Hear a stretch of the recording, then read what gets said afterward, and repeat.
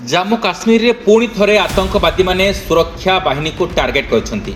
बुधवार दिन प्राय 12:30 समय अनंतनाग जिलार लाल चौक निकट में पेट्रोलिंग करुवा जम्मू काश्मीर पुलिस दल उपरे आतंकवादी माने अतर्कित भावे गुलीमाड़ करथिले।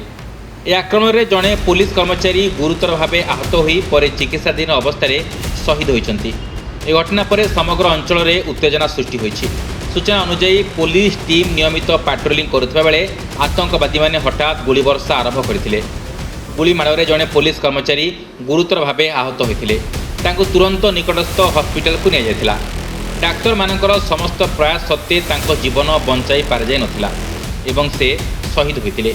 आक्रमण पर सुरक्षा बाहिनी तुरंत लाल चौक एवं यार आखपाख अंचल को घेराबंदी करी आतंकवादी को धरिबा पई व्यापक कॉर्डन एंड सर्च ऑपरेशन आरंभ करिसेंती।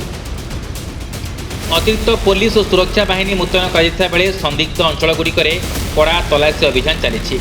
आक्रमणकारी को धरिबा पई आधुनिक नजरदारी व्यवस्था व्यवहार कर आक्रमण पुणी थरे काश्मीर उपत्यकार सुरक्षा स्थिति को नहीं प्रश्न उठाई।